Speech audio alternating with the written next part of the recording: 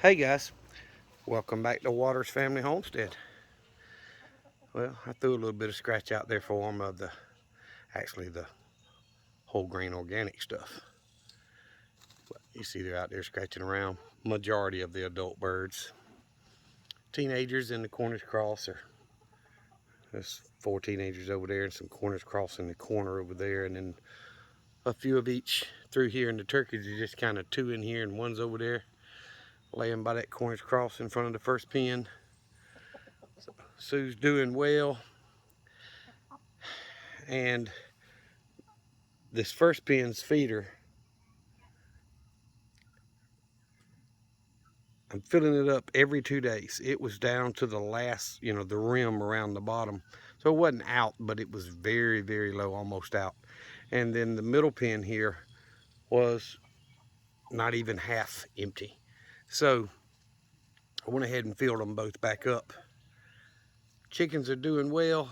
The teenagers are getting a little bit more adventurous as far as coming out, scratching around. They're still really not fitting in with the flock, like they're not over here scratching with them, but they are starting, half of them are starting to roost with the adults, so they're mixing in pretty well. I can't complain about it. So today we had a little bit of a missed rain a good part of the day, and then we had a pretty decent rain there for about 45 minutes or so, and my sister's air conditioner acted up. So once the rain kind of cleared out, I went over there and checked on hers. Wasn't nothing major wrong with it. I think it's just due to the power blinking and stuff that we've been having. But anyway, chickens are doing well. Her air conditioner is cooling now, so I haven't checked with her. I went in there to get the eggs, and I was like, no eggs in the first pen. And there was one outside around the corner where the Cornish cross are sitting, laying down. There was one out there in the dirt and mud from the rain, so that one had to be washed and put in the fridge. Then I looked in the first pen, there was none, and I looked in the second pen, and the one nest that they like to use had 9 eggs in it. So here you go, 10 eggs for the day, and you can tell this one was the dirty one that was laid out in the yard. So I'll get it cleaned up, put in the fridge, and the rest of them will go in regular carton. But 10's not a bad day. Of course, the day's not over with. It is later in the afternoon, and I've checked the blueberries early this morning and earlier this afternoon, and I didn't have any that I could pick. The birds are just beating me to it. Half the blueberries on that second bush have been gotten by the wild birds. So you know what, I may need to do something next year if I want to gather more, but I think I've gotten about all I'm going to. The half that's on there, I just feel like the birds are going to beat me to. And I haven't been able to go back with the tiller and till the garden like I wanted to till the weeds down, because we getting rain every other day or every day. It'll rain for 2 or 3 days, and then you get a dry one or two, and I'm like, okay, I might be able to till the garden tomorrow, and then friggin' rain. So I can't till it when it's wet. It's just gonna clump up into big clumps of mud and make a complete disaster. The corn's loving, as you can see, but either way, I'm trying to get chores done and trying to take care of the flock as well. And the weather just doesn't always cooperate. It's either, in South Georgia, it's either so hot with a 90-something% humidity and high temperatures. I mean, our heat index the other day was above 110. And when you've got to work in an attic or on a rooftop and that temperature with that high of humidity, it just takes it all out of you. So there's just not a lot left for you to have when you get home in the evenings. And that's the way it's been here lately. So I just wanted to do a quick update and show y'all the chickens are doing well. The Cornish cross are, be honest, they're big enough to process, put in freezer camp right now, but I just don't have the time nor the energy to get out there and process 10 chickens. And I'd like to, but I want to see how many of those 7 teenage chickens I've got are going to be roosters and how many going to be hens. They beginning to look like they're all hens, but may be too early to tell yet.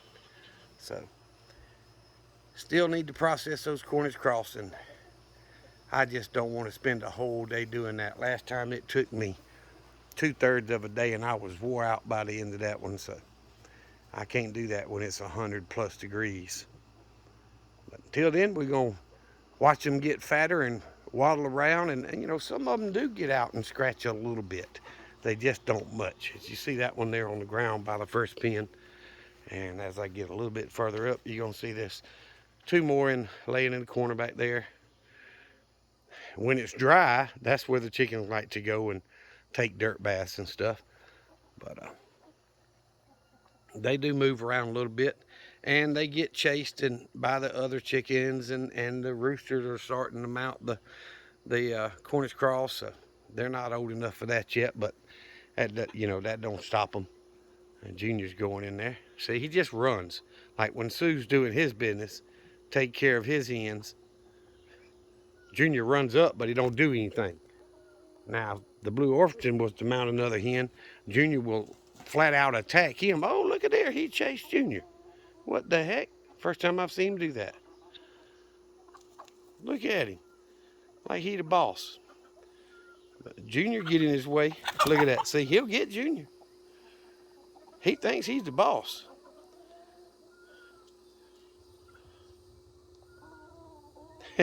That's the first time I've actually seen him chase Junior. I may have to go in there and give him an attitude adjustment. Or Junior chase Sue, I mean. My son told me the other day that I wasn't butchering Sue. We was going to let him die of old age and we were going to bury him. He going to be fried. Oh my goodness. Sound the alarm, boy. Rabbit's already out. See one in the tall grass down there. That little part I didn't get cut. I don't know how many more over here. But these weeds are just taking over the garden. And I got to have a day where it's not 100+ degrees and dry enough to let the soil dry out enough so I can get out there and till it. It wouldn't take me 30-45 minutes. It's just a matter of getting it done. But either way, thinking about taking the harrow out past the corn and do that last 5 or 6 feet of it, run it down that side, but I can't do that up here where the potatoes are if I want to save the potatoes. So I don't know. It's a no-win situation, guys. I know you've all been in it before. But I'm going to get off here. I appreciate y'all watching. Hope you enjoy the content. And if there's something I can help you with or show or we can learn together, whatever, send me an email.